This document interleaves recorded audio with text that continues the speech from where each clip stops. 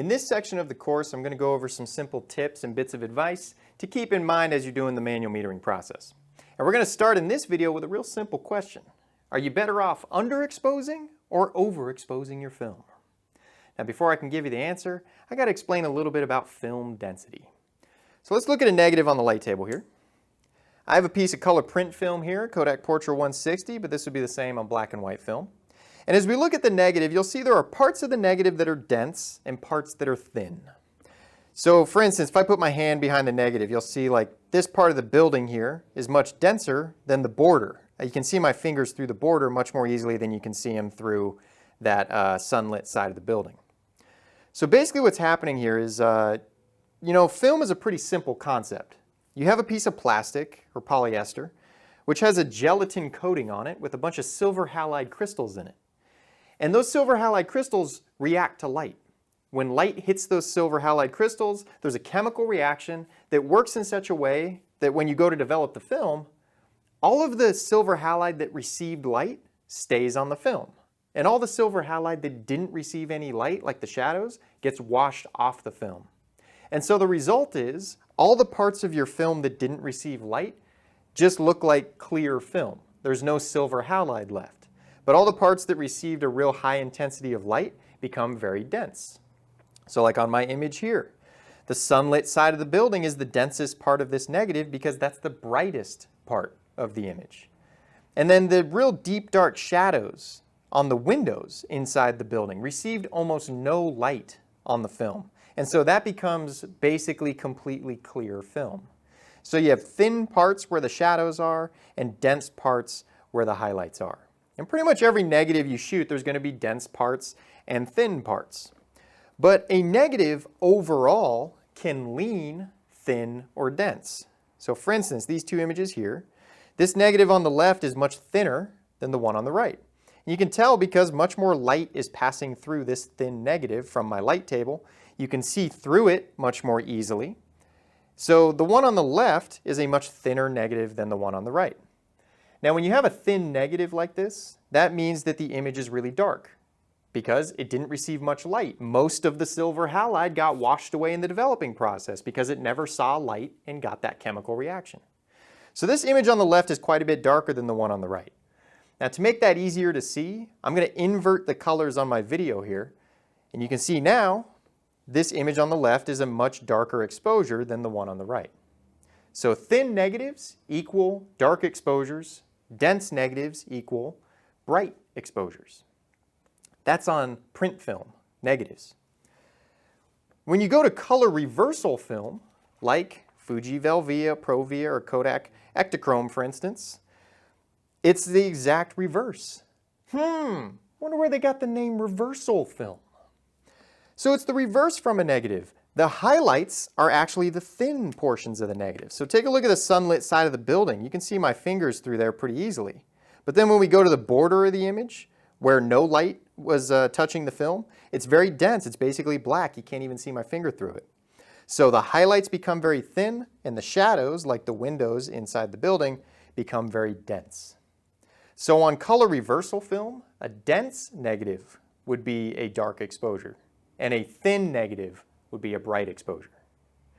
So that brings us back to the question, are you better off underexposing or overexposing your film? Well, this all boils down to film density. And the simple answer is, you're better off with film that's too dense than with film that's too thin. And if you think about it, it makes perfect sense why that would be. Let's say you're taking a negative into the darkroom to print it with an enlarger. Or maybe you're taking it to a scanner to turn it into a digital positive. Either way, if your film is really thin, there's not much silver halide on it, the light from the enlarger and the light from the scanner is going to pass through it too easily. And you can't dial it back enough to maintain all the detail. But if your film is much denser, when the light passes through the negative from your enlarger or your scanner, if it's not getting through well enough because it's too dense, easy solution. Just let the light go through longer. So in your enlarger, you just do a longer exposure. You can fix a dense negative in the printing or scanning process much more easily than you can fix a thin negative, Because on an enlarger or a scanner, you can only dial back the light so much. So you can't do too much with a thin negative. But if the negative is dense, you can always pump the light up higher or let it expose longer when you're getting your print made. So that's why it's better to have a dense piece of film than a thin piece of film. So when we're talking about print film, which I'm going to call negative film, no one calls it that, it's properly called print film, you're better to overexpose the image, because that will result in a denser negative. Whereas on reversal film, it's better if you underexpose than overexpose, because again, that will result in a denser piece of film. So print film, you're better off overexposing. Reversal film, you're better off underexposing. But you know what's better than both of those options? It's best to get a correct exposure, baby. Get it correct. You don't have to lean bright or dark if you get a correct exposure. And you know, with the precision method to manual metering that you've learned on this course, you're going to find that you really don't have to lean bright or dark very often. The precision method is called the precision method for a reason. You can get a correct exposure without having to lean bright or dark. But the reason I'm giving you this information is there will be instances where you feel like you're not 100% sure of your metering, and you kind of have this Sophie's choice, this difficult decision of should I lean towards my darker metering or my brighter metering? I don't know if I should lean brighter or darker. Well, if it's print film, lean for the brighter exposure. If it's reversal film, lean for the darker exposure.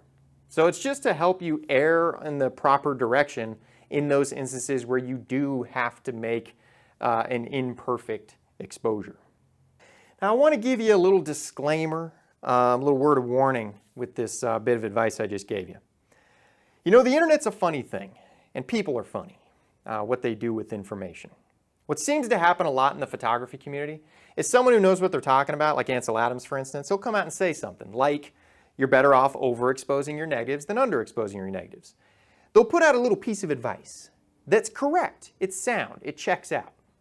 But what seems to happen is a lot of people hear it, and then they tweak it just enough to be wrong. And then they go spreading that around like wildfire. I don't know why it works that way, but it seems like if you tweak it just enough to be wrong, everyone gobbles it up. So that happened with this whole better off overexposing than underexposing thing. So someone like Ansel Adams said, when you're shooting negatives, when you're shooting print film, you're better off overexposing than underexposing.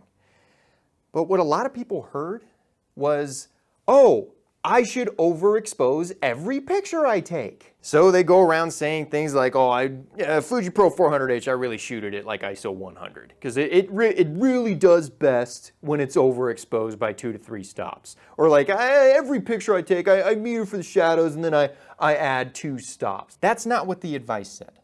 The advice said, if you had to choose between overexposure and underexposure, you're better off with an overexposed negative than an underexposed. But people tweak that into, I should overexpose every image. It's complete nonsense. Don't buy into it if you come across that. You should not be overexposing, quote unquote, every picture you take. That's complete nonsense. And having gone through this course, I'm sure you know that by now. When shooting negatives, if you had to choose between overexposure and underexposure, you're better off overexposing. When doing reversal film, you're better off underexposing if you had to choose between the two. But again, what's really best is a correct exposure.